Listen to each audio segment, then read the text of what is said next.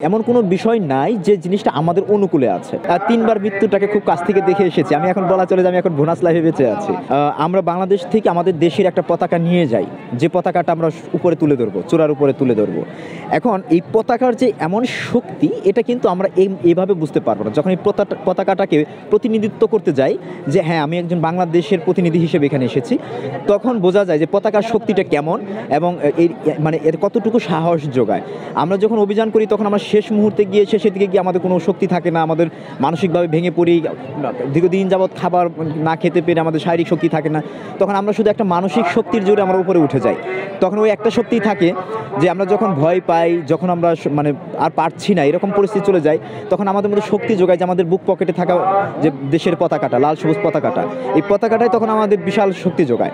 তো তখন মনে হয় যে যখন আমরা সফলতা নিয়ে আসতে পারি, চূড়ায় গিয়ে যখন পতাকাটা ধরতে পারি, তখন আমরা ফিল করি, আমাদেরকে মনে হয় যে হ্যাঁ, আমরা বাংলাদেশের জন্য একটা গর্ব, মানে একটা বাংলাদেশকে গর্বিত করতে পারলাম এবং বাংলাদেশের জন্য একটা গর্ব বয়ে আনতে পারলাম।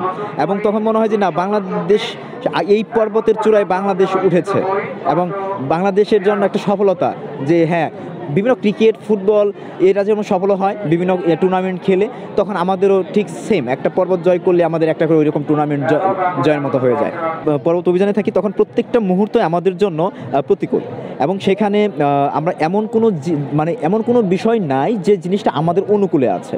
সেখানে আমাদের শারীরিক দিক থেকে যদি বলি, সেখানে ওয়েদারের দিক থেকে যদি বলতে যাই, সেখানে আপনার খাবারের দিক থেকে বলতে যাই, সেখানে মানে প্রচণ্ড ঠান্ডা হয় এবং আমি এবার আমি টেম্পারেচার -35 ফেস করেছি এবং উইন্ডি মানে ঝড় বাতাস, যেখানে আমার প্রায় 60 থেকে 70 কিলোমিটার গতিবেগে ঝড় বাতাস আমাকে ফেস করতে হয়েছে। তো এই জায়গাগুলো প্রত্যেকটা জায়গাতেই মানে আমরা হয় কি, যখন আমরা কখনো জানি না যে পর্বতে কখন আমাদের জন্য বিপদটাই হবে। কারণ হলো অনেক সময় হিডেন ক্রেভাস আছে যেগুলো বরফের ফাটল দেখা যায় না। আমরা বরফের মধ্যে হেঁটে যাচ্ছি, হঠাৎ করে বরফের ফাটলের ভেতরে ঢুকে পড়ে যাচ্ছি। যদি সেখানে পড়ে তাহলে নিশ্চিত মৃত্যু। এবং অ্যাভালাঞ্চ সেটা হলো পাহাড় মানে বরফ ধস, উপর থেকে বরফ ধস, মানে টনে টনে বরফ ধস নামছে, যেমন আমাদের বান্দরবানে ল্যান্ডস্লাইড হয় তেমনটাই, সেখানে হলো নিশ্চিত মৃত্যু। তো এই ধরনের সবসময় আমাদের থাকতে হয় এবং আমি এ পর্যন্ত 3 বার মৃত্যুটাকে খুব কাছ থেকে দেখে এসেছি। আমি এখন বলা চলে যে আমি এখন বোনাস লাইফে বেঁচে আছি। তো প্রত্যেকটা মুহূর্তে আমাদের জন্য ঝুঁকিপূর্ণ এবং প্রত্যেকটা মুহূর্তে আমাদের জন্য একটু প্রত্যেকটা সময় আমাদের ভয় করতে হয়, কারণ আমরা তো মানুষ, আমরা ভয় পাই, কিন্তু আমরা সেই ভয়টাকে জয় করেই আমরা সেই চূড়ার দিকে এগিয়ে যাই। নতুন যারা নবীন পর্বত আরোহী হিসেবে হতে চায়, যারা বিগিনার, যে হ্যাঁ স্বপ্ন দেখছেন পর্বত আরোহী হবেন, আমাদের অনেকেই আমাদেরকে, যেমন আমার কাছে অনেকেই বলে যে হ্যাঁ আমি পর্বত আরোহী হতে চাই, এটা কীভাবে পর্বত আরোহী হতে পারবে, এই ধরনের অনেক প্রশ্ন আমাদের সম্মুখীন হতে হয়।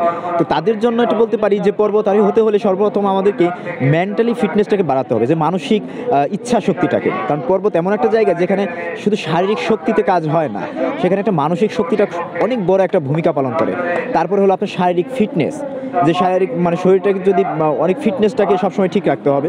যেমন আমরা ধূমপান করি না, আমরা যারা পর্বত আরোহী আমরা কেউ কখনো ধূমপান করি না, কখনো নেশাদ্রব্য আমরা করি না। আমরা সবসময় স্বাস্থ্য সচেতন হতে হয়, কারণ প্রত্যেকটা স্পোর্টসম্যানকেই স্বাস্থ্য সচেতন হতে হয়। কারণ যদি শারীরিক ফিটনেসটা যদি না থাকে তাহলে তার স্পোর্টসের সাথে সে কখনোই করতে পারবে না। তো সে কারণেই নতুন যারা, তাদেরকে মানে স্বাস্থ্য সচেতন হতে হবে, তারা যেন সবসময় নিজের শরীরটা ফিট করে। আর তারপরে তাদেরকে বাংলাদেশে যে ছোটো ছোটো পাহাড়গুলো, বাংলাদেশের যে পাহাড়গুলো আছে সেই পাহাড়ে যেতে হবে। পাহাড়গুলো গিয়ে তার বডিটাকে সে বুঝতে পারবে যে আমি পাহাড়ে যেতে পারবো কি পারবো না। তারপরে সে যখন দেখবে যে হ্যাঁ বাংলাদেশের পাহাড়গুলো হয়ে গেছে, তারপরে সে ইন্ডিয়াতে প্রশিক্ষণ নিতে পারে বা ইন্ডিয়া বা নেপালে বিভিন্ন জায়গায় প্রশিক্ষণ নিতে পারে। আমরা কম টাকার মধ্যে এবং খুব কাছে যে প্রশিক্ষণ যেখানে নেই সেটা হলো ইন্ডিয়াতে। ইন্ডিয়ার দার্জিলিংয়ে প্রশিক্ষণ আছে, ইনস্টিটিউট আছে, উত্তরকাশীতে আছে, তারপরে আপনার মানালিতে আছে। এরকম ইন্ডিয়াতে 4টা কি 5টা পর্বত আরোহণ আছে, সবগুলি সেনাবাহিনীদের আন্ডারে। তো সেখান থেকে প্রশিক্ষণ নিতে পারে এবং প্রশিক্ষণ নিয়ে এসে তারপরে আমরা পর্বত আরোহণ শিখি। আমি সবসময় বলি যে কোনো মানে নবীন যারা, তারা যেন কখনোই মানে প্রশিক্ষণ না নিয়ে টেকনিক্যাল পর্বতে আরোহণের দিকে না যায়, কারণ তাহলে এটা অনেকটা সুইসাইড পর্যায়ে চলে যায়। যে কারণে, কারণ আমাদের আগে বেঁচে থাকতে হবে। আমরা যদি সুস্থ থাকি আমরা বারবার পর্বতে যেতে পারবো, কারণ আমাদের পরিবার আছে, আমাদের মানে পরিবারেরও আমাদের প্রতি তাদের একটা অধিকার আছে, যে আমরা শুধু গিয়ে যে হঠাৎ করে গিয়ে একটা সুইসাইড অ্যাটেম্প নিয়ে নেব সেটা যেন না হয়। আমার এ পর্যন্ত 4টা বই, মানে অভিযান নিয়ে 4টা বই বেরিয়েছে। 2016-তে বেরিয়েছে কি মাউন্ট কিয়াজুরি শিখরে বাংলাদেশ, এটা পাবলিক লাইব্রেরি এই বইটা তালিকাভুক্ত করেছে। এরপরে বেরিয়েছে পদচিহ্ন এঁকে যাই, কলকাতা থেকে ঢাকা পায়ে হেঁটে আসার অভিজ্ঞতা নিয়ে।